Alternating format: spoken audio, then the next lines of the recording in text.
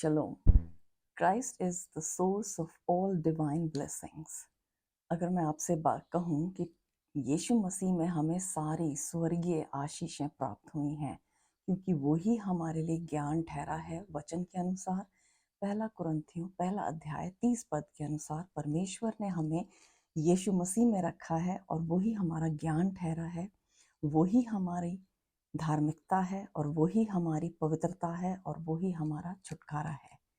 यानी कि हमारे पास संसार का ज्ञान नहीं वरन स्वर्ग का ज्ञान है और यीशु मसीह ही वो हमारा ज्ञान है। धार्मिकता के लिए अगर हम कहें तो परमेश्वर ने यीशु मसीह को हमारी धार्मिकता ठहराया है और वही हमारी पर्सनल राइचियसनेस है।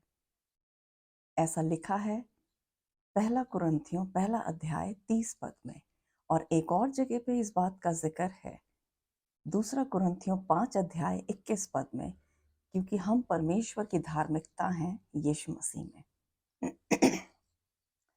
और उसके बाद पवित्रता, ये भी पहला कुरिन्थियों पहला अध्याय 30 पद इस बारे में कहता है कि हमारी जो होलीनेस है वो क्राइस्ट है और ये परमेश्वर की ओर से, ना कि हमारी ओर से है।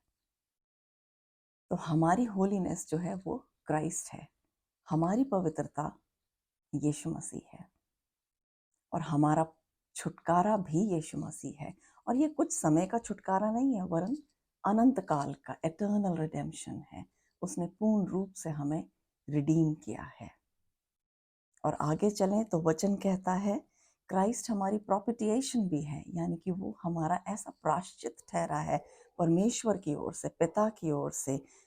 सच में प्रभु का धन्यवाद हो।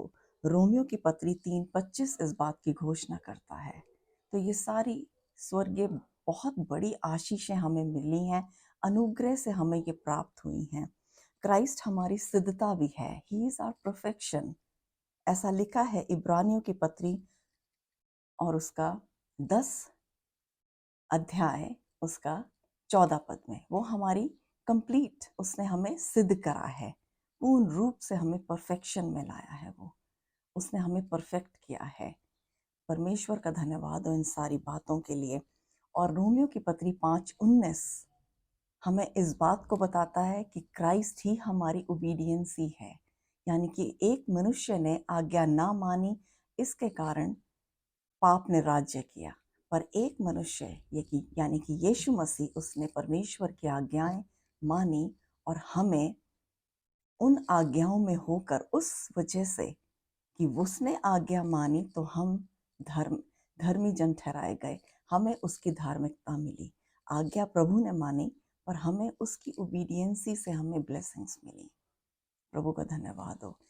और आगे अगर बढ़े तो हम इब्रानियों 12 पद में उसके दूसरे 12 अध्याय उसका दूसरा पद कहता है कि क्राइस्ट हमारा फेथ है। He is the author and finisher of our faith, he is the perfecter of our faith. वो हमारा विश्वास भी है। तो क्राइस्ट हमारी सारी डिवाइन ब्लेसिंग्स का एक बड़ा सोर्स है। और अगर आगे देखें तो क्राइस्ट ही है जिसने हमारे लिए व्यवस्था को भी पूरा किया है। और इस बात की घोषणा करता है रोमियो की पत्री उसका 10 अध्याय 4 पद, Christ is the end of the law. धार्मिकता के वजह से, जो कि एक सच में एक व्यवस्था की एक बड़ी डिमांड थी, परमेश्वर ने चाहा था कि हम सारी आज्ञाएं माने तो हम धर्मी गिने जाएंगे, पर यीशु मसीह की वजह से उन सारी आज्ञाओं को प्रभु ने पूरा किया और हमें धर्मी जन ठहराया गया। क्योंकि वचन कहता है धर्मी जन जो है वो विश्वास से ही जीवित रहता है। प्रभु का बहुत धन्यवाद हो कि वो हमारे लिए सच में ज्ञान है, वो हमारे लिए धार्मिकता है, वही हमारे लिए पवित्रता है, वही हमारा छुटकारा है, वही हमारा विश्वास है, वही हमारा प्रायश्चित है, वही हमारी आज्ञाकारिता उसी ने पूरी करी है। और वही हमारी व्यवस्था को, उसने जो वो बातें जो हमें पूरी करनी थी, जो कि एक व्यवस्था की बड़ी डिमांड थी, पर वो अनुग्रह से हमें प्राप्त हुई हैं। और यीशु मसीह में हमें ये सारी आशीषें मिलती हैं, क्योंकि परमेश्वर की जितनी भी प्रतिज्ञाएं हैं दूसरा कुरिन्थियों पहला अध्याय 20 पद के अनुसार जितनी भी प्रतिज्ञाएं हैं वो प्रभु यीशु मसीह में हमारे लिए हाँ और आमीन में है। सभी को जय मसीह की। सच में प्रभु धन्य है। शलोम टू एवरीवन।